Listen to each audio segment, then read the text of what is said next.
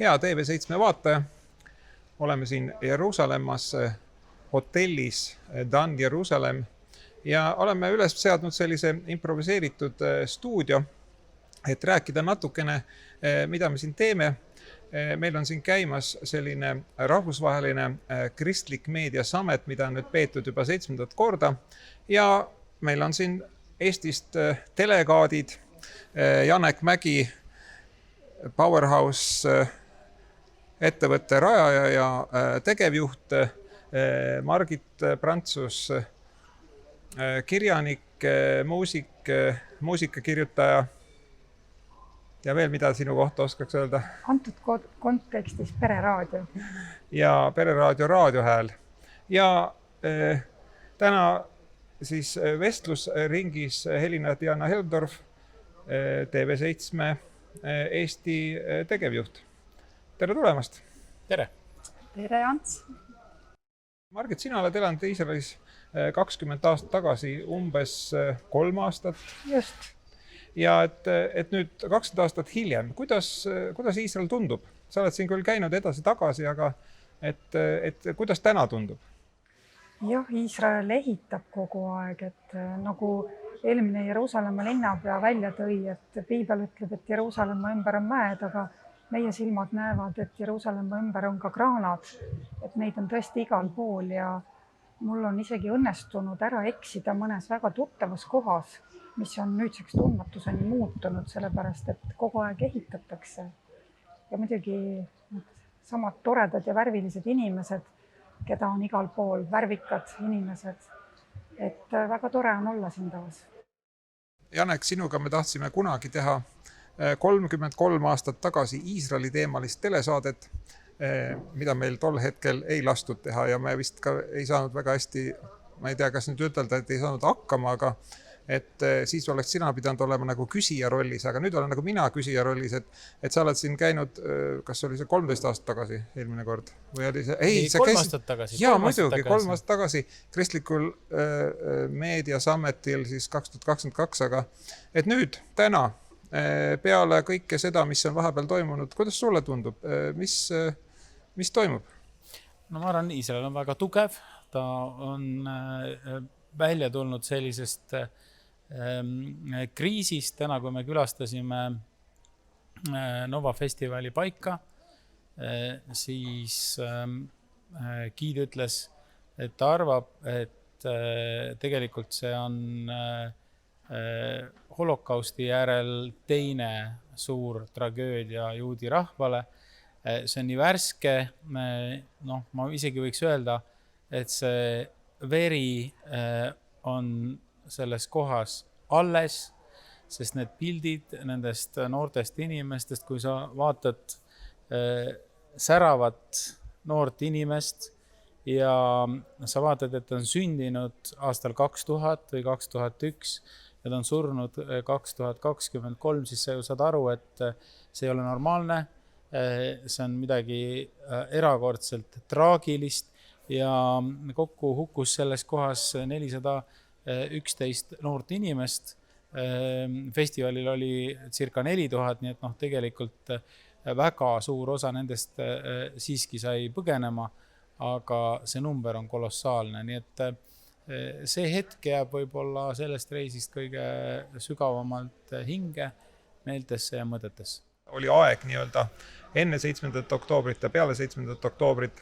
Helina-Diana, sina oled käinud Jeruusalemma palvushommikusöökidel vist viimased 2 aastat või?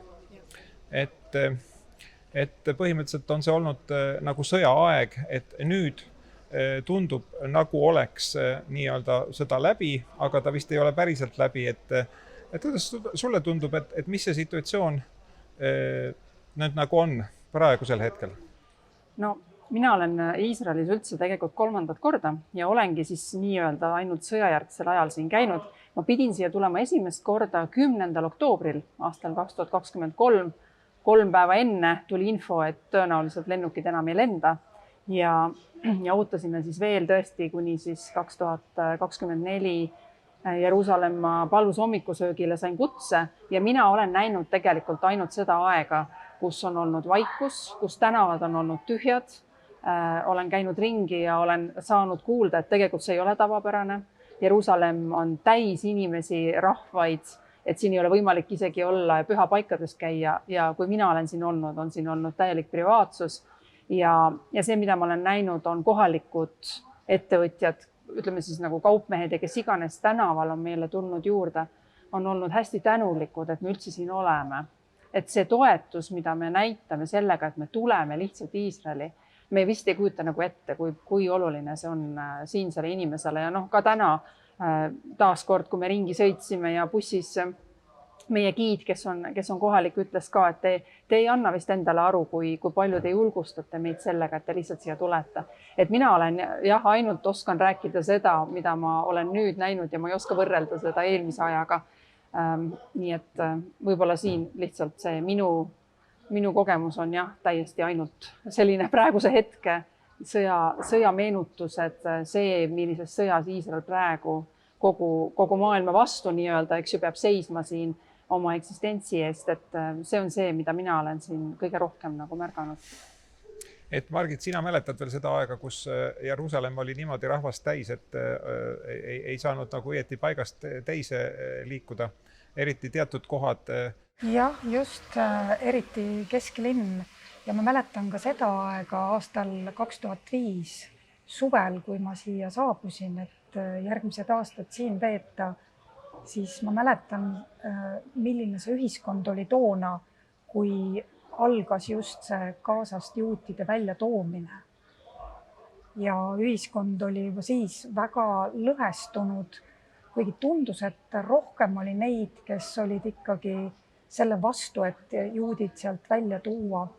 Ja nagu meile siin üritusel ka on giidid rääkinud, et see on olnud väga hirmus olukord, kui oma riigi sõjavägi peab oma riigi ja oma rahva inimesi välja tooma kusagil. Aga toonitati ka, et õnneks vere valamiseks ei läinud, et juudid ikkagi omavahel verd ei vala. Ja juudid toodi sealt välja, tänaseks on nad kõik asustatud ümber, see oli siis täpselt 20 aastat tagasi.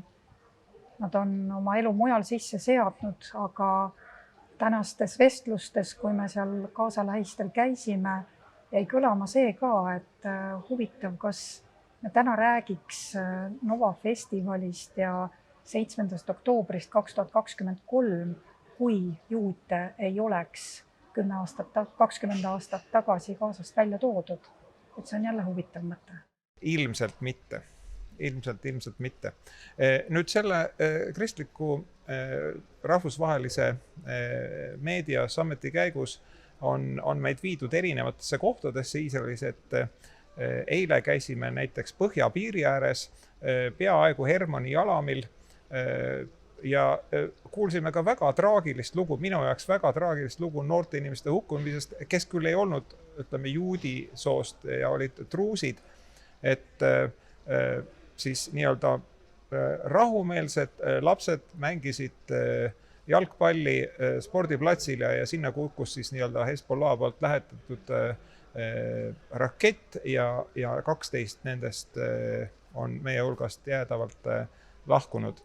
Aga meile näidati seal teisi asju veel, et kas midagi, mis jäi meelde, Helina?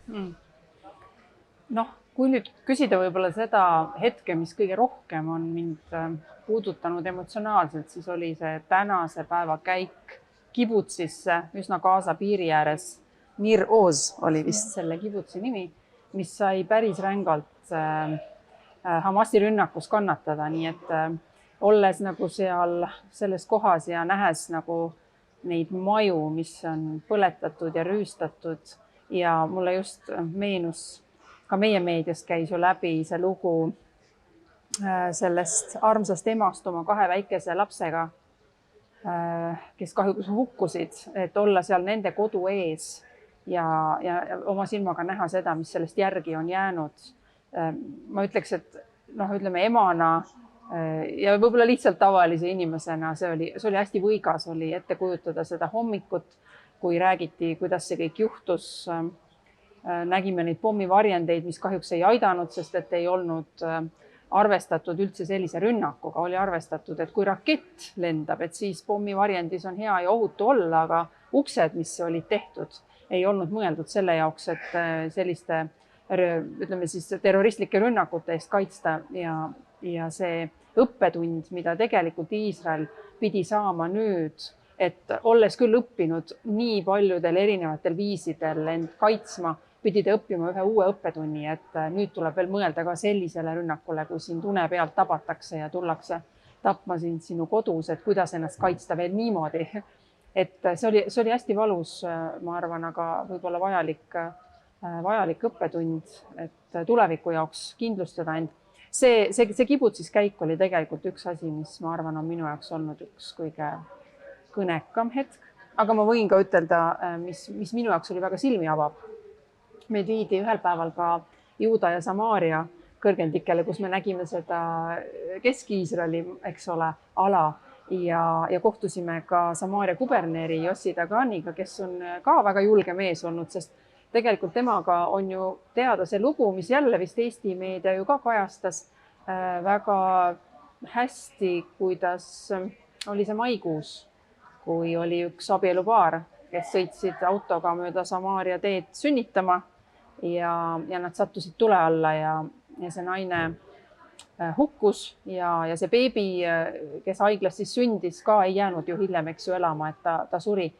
Ja see oli nagu hästi traagiline lugu, mida ma lugesin ka meie Eesti meediast. Ja Yossi oli see mees, kes vastukaaluks just kõigele sellele, et niimoodi kodus tullakse meid ründama, et mõistes, et kontrollpunktid ei ole ilmselt piisavalt stabiilsed, tugevad. Ta viis selle kontori või nende nõukogu just nimelt sinna kohta, näidates, et me endiselt oleme stabiilsed, me ei karda teid, me ei tagane mitte kuskile. Et sellise julge mehega kohtumine oli ka päris hea. Ta on ka Jeruusalemma palvusommikusöögil olnud, nii et see ei olnud esimene kord, aga nähes, miks ma seda nüüd räägin, et ega meie kaugel Eestis tegelikult ju ei tea, miks nad peavad võitlema selle ala eest. Mis värk nendel on, et miks nad siis ei või loovutada, eks ole, teatud alasid, aga nähes, et see ala tegelikult tagab kogu turvalisuse Tel Avivile, et ka nende Ben Gurioni lennujaama lennud oleksid ohus, kui Iisrael loovutaks sealt mingisuguse ala araablastele, nii et olles seal nagu ja nähes seda asja oma silmaga, sa saad nagu aru, et ei ole varianti taganeda. Sa pead siin seisma ja mõeldes, kuidas me oskame kaugelt õpetada, kuidas Iisrael peaks otsustama ja tegema, siis ma ütleks, et tule kohale ja vaata oma silmaga, mis tegelikult toimub enne, kui sa hakkad arvama midagi selle kohta, mis siin maal praegu tegelikult tuleb üle elada. Janek, sa oled meil ministri rolli pidanud, et ja täna Haapsalu volikogus, et kuidas sina vaatad seda nagu, ütleme siis nagu ametniku poole pealt? Kuidas seda maad juhtida? Ja. No ma arvan, et enamus inimesi ei ole mõelnud, et kui suur Iisrael tegelikult on ja kui räägitakse kahest riigist, et millest me siis tegelikult räägime. Aga kui kõrbeala on 60% territooriumist, siis see on suurusjärgus 12 000 ruutkilomeetrit, kokku on üldse 20 000 ruutkilomeetrit. Alles jääb 8-9 ja sellest 8-9 umbes 6000 on läänekallas. Nii et kogu muu Iisrael, kus on võimalik elada ja olla, see on selline Saaremaa suurune ala, või siis Luksemburgi suurune, kuidas võrdlust taheta võtta. Ja sellisel alal elab siis 10 miljonit inimest. Et see on nüüd, ütleme, kuidas sa seda juhid. Ja loomulikult, kui me sõitsime nüüd nii-öelda põhja ja lõunasse mõlemad pidi, eks ole, kui me käisime Golani kõrgendikel, seda ma soovitan kõigile, kes käinud ei ole. Seal küll enam pitsat ei pakuta, seal tipus seal oli selline restoran, mis oli maha jäetud. Pitsasildid, kohvisildid, kõik järelikult kunagi seda seal tehti. Ja siis, kui sa tuled alla, sõidad läbi selle maa, siis sa saad aru, et igal pool on okastraat, aiad. Igal pool on akendel trellid ees, 4., 5. korruseni, võib-olla mõnes kohas isegi rohkem. Kõik on üli turvatud, aga ta on turvatud tegelikult füüsilise vägivalla vastu. Et see ei ole selline, et pommiga sa lased ju kõik segi, kui sa seda tahad, aga siin selline füüsiline vägivald kahjuks on nagu väga-väga tõenäoline. Ma ei ütle, et seda kogu aeg juhtub, tegelikult me oleme ju tundnud siin ennast turvaliselt, kaasa arvatud seal Gaza piiri ääres, kaasa arvatud selles oma festivali toimumiskohas, millest tegelikult on juba tänaseks saanud memoriaal. Ja nii et ma arvan, et seda on väga-väga raske juhtida ja tegelikult ausalt öeldes ma lühikeses perspektiivis ei näe, et siin on võimalik diplomaatilisi kokkuleppeid saavutada. Selles mõttes, et meile siin reisi jooksul räägiti ka erinevaid olulisi asju ja üks oli see, et kõik tahavad rahu, aga küsimus on tingimustes. Aga mulle tundub, et võib-olla see ei ole isegi päris õige, kõik ei taha rahu. Et ega see sõdimine on tegelikult paljude, ma ütleks, grupeeringute selline meelelahutus. Võib-olla see kõlab nüüd natukene julgelt, aga ma mõtlen jutumärkides. Mul on selline tunne, et eriti mõnedes araabia ringkondades, ma ei ütle, et kõigis, sest Jeruusalemmas on väga rahulikke araablasi ja me ei saa toredaid araabia restorane ja kõike muud sellist. Aga on mingid grupeeringud, kes tegelikult armastavad sõdida, armastavad sõda. See on nende eluviis, nende olemise viis. Ja tegelikult seetõttu võib-olla see vastasseis ongi leppimatu, vähemalt lühikeses perspektiivis. Ilmselt ka tuluallikas, kindlasti. Et on võimalik saada sissetulekut nii-öelda terrorirünnakutest ja mida suurem ja ütleme verisem ja uhkem seda pikaajalisem ja ütleme kindlam siis pension või siis sissetulek ka perele. Kusjuures üks juut ütles mulle, et nad on kõik vaenlased alistanud. Kes neid on rünnanud, nad on need sõjad võitnud. Aga rahvusvahelises meedias ja rahvusvahelises maines on nad kaotanud. Ja tegelikult see kõlab võib-olla päris julmalt, aga minu arvates on olukord praegu nagu selline, et ülisuur osa inimesi, kes pole kunagi siia maale sattunud, leiab, et nad on midagi väga halvasti teinud, et see sõda, see enesekaitse sõda, mida nad on pidanud, et see on täiesti põhjendamatu, alusetu ja brutaalne. Kahjuks ma võin praegu siit kinnitada, ma ei tea, kuidas teie arvamus on, aga ma arvan, et see on vastupidi.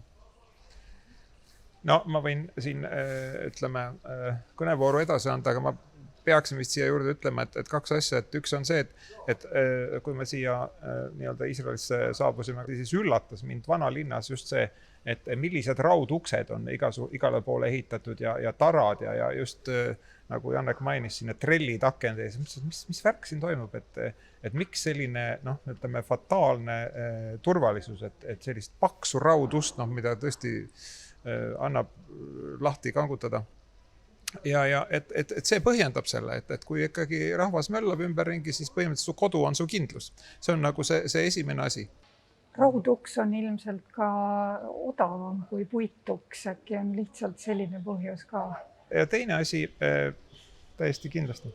Aga rahvusvaheliselt siis on väga hästi rahastatud selline siis nii-öelda propaganda, mida levitatakse, ütleme, tänapäeva noorte meedia kanalites, kus on noored, kes võib-olla nad ei ole siin kunagi käinud ega mitte midagi reaalselt siit näinud ja põhimõtteliselt selles kontekstis, ütleme, on seda nagu näidatud, et vaat kõik, mis toimub, eks ju, ja kui sa näed ainult mingit juppi, mingisugused sekundeid, kaadreid, ma olen siin nii-öelda neid meediakaadreid näinud, kus põhimõtteliselt, et need olid juba nagu ütleks, et vana stiili kaadrid, et põletatakse Iisraeli lippu, põletatakse Iisraeli lippu, palju see lipp põleb, eks ju, 10 sekundit, ja pannakse see rahvas karjub seal ümber, eks ju, aga kuna minu kätte jõudis see videoklipp, mis oli nagu öeldakse alguse ja lõpuga, siis on see, et rahvas koguneb või ütleme seal, siis pannaan seal see grupp neid välismaa ajakirjanike kaameraid, siis nii, nüüd kõik karjume, paneme lipu põlema, kõik karjuvad, minutit või sekundit, ütleme mõned ja siis on see kõik läbi, lipp põles ära, kaamerad pannakse kinni, kõik lähevad laiali, inimesed lähevad ka kõik laiali. Et see ei ole, et kõik lärmavad ja kogu aeg nii-öelda, aga ütleme, et meedias see 10 sekundit uudistes mõjub ikka väga mõjukalt, et noh, mis nüüd kõik on ja mis nüüd kõik on. Et Helina Meedia telekanali juht, et kuidas sulle tundub? No mina ütleks ikkagi nüüd kohe välja selle, et ei ole väga raske ja keeruline leida üles ka teistsugust tõde kui seda, neid kaadreid, millest sa nagu rääkisid. Et üsna juba palju ikkagi räägitakse, eks ole, nende igasuguste valeuudiste olemusolust ja ma mõtlen, et need on nii kergesti tegelikult ümber lükatavad ja minu arust info on väga hästi tegelikult saadaval vähegi neile, kes tahavad. Mind natuke kurvastab see, et on mingi päris suur hulk inimesi, kes nagu ei taha teada seda teist poolt, kes on võtnud endale mingi arusaama ja selle tõttu on see küsimus, et kuidas siis nüüd nagu seda tõde sulle siis nagu edastada, kui sa ei taha tegelikult seda kuulda, sest minu arust on, jah, see on õige, Iisrael on kaotanud oma meediasõja, Hamas on suutnud siin tegelikult väga hästi leida endale, noh, tegelikult meile täna öeldi ka, kurjus levib alati kiiremini. Ma arvan, et araablasi on lihtsalt Euroopas ja läänemaailmas juba nii palju, et seal on juba niisugune kohalik elanikkond tegelikult, kes on suutnud ennast mobiliseerida, see viha on nendes ühiskondades juba sees ja noh, see on ka veel nagu see täiendav asi, et see ei ole ainult Hamas, vaid see on tegelikult need inimesed, kes peegeldavad seda.